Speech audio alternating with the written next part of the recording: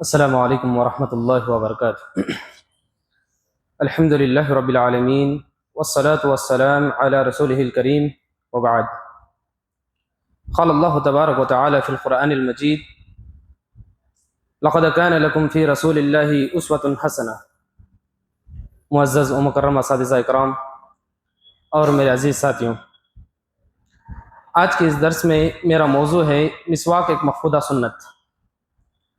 مفقودہ سنت اس کو اہل علم سنت مہجورہ کہتے ہیں، یعنی یہ ایک ایسی سنت جو زمانے کے ساتھ ساتھ مجموعی طور پر ختم ہوتی جا رہی ہے۔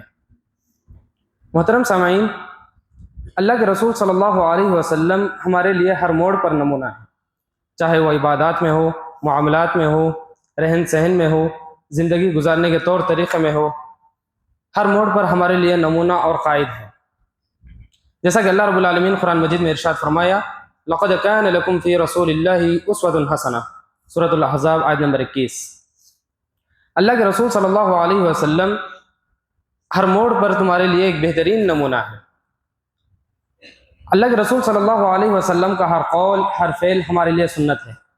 تو رسول اللہ صلی اللہ علیہ وسلم نے فرمایا، صحیح مسلم کی کتاب الطہارہ کی سب سے پہلی حدیث ہے: الطہور شطر الایمان، پاکی صفائی آدھا ایمان ہے۔ اس حدیث کے ضمن میں معاشرتی زندگی گزارنے سے متعلق کئی چیزیں داخل ہیں۔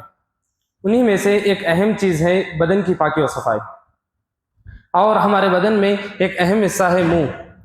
منہ کی پاکی صفائی کے لیے اللہ کے رسول صلی اللہ علیہ وسلم کثرت سے مسواک کیا کرتے تھے، اور لوگوں کو بھی اس پر ابھارا ہے۔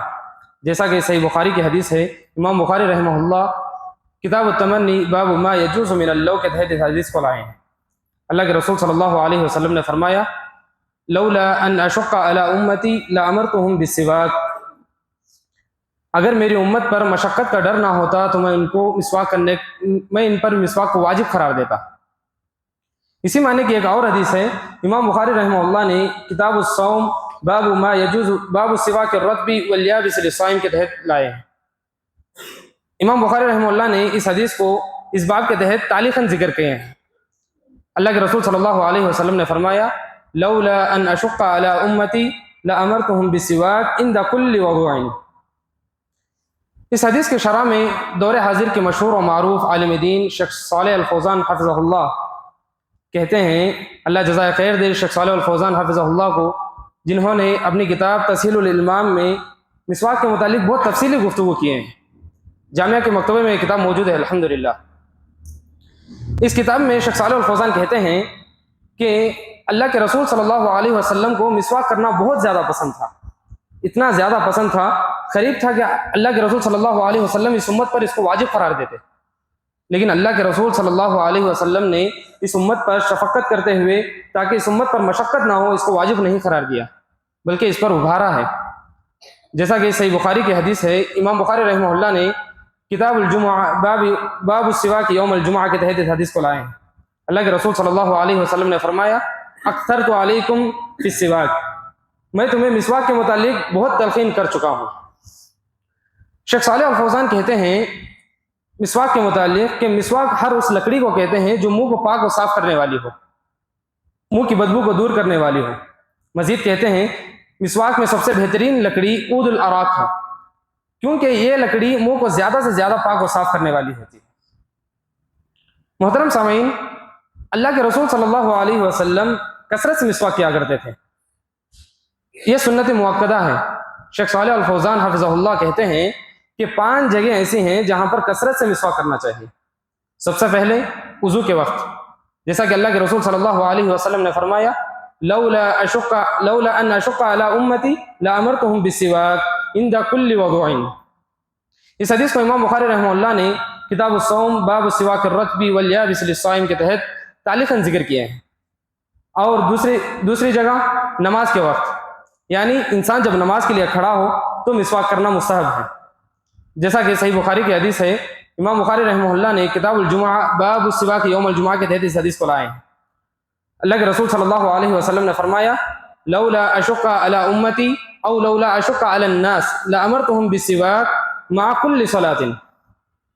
اور تیسری جگہ، جب کبھی نیند سے بیدار ہوں تو مسواک کریں، جیسا کہ اللہ کے رسول صلی اللہ علیہ وسلم نے فرمایا، صحیح بخاری کی حدیث ہے، امام بخاری رحمہ اللہ نے اس کو کتاب الوضو باب السواک کے تحت اس حدیث کو لائے ہیں۔ حضرت حذیفہ رضی اللہ عنہ کہتے ہیں کان نبی صلی اللہ علیہ وسلم اذا قام من اللیل یشوس فاہ بالسواک، کہ اللہ کے رسول صلی اللہ علیہ وسلم جب کبھی رات کو اٹھتے تو مسواک سے اپنے منہ کو پاک صاف کر لیا کرتے تھے۔ شیخ صالح الفوزان چوتھی جگہ ذکر کرتے ہیں کہ قرآن پڑھتے وقت، یعنی قرآن پڑھتے وقت بھی مسواک کرنا چاہیے، اور پانچویں جگہ جب کبھی منہ سے گندی بدبو آئے تو مسواک کرنا ہے۔ محترم سامعین، مسواک کے بہت سے فوائد ہیں۔ مسواک کرنا اللہ رب العالمین کے قربت کا ایک بہترین ذریعہ ہے، جیسا کہ سنن نسائی کی ایک حدیث ہے، امام نسائی رحمہ اللہ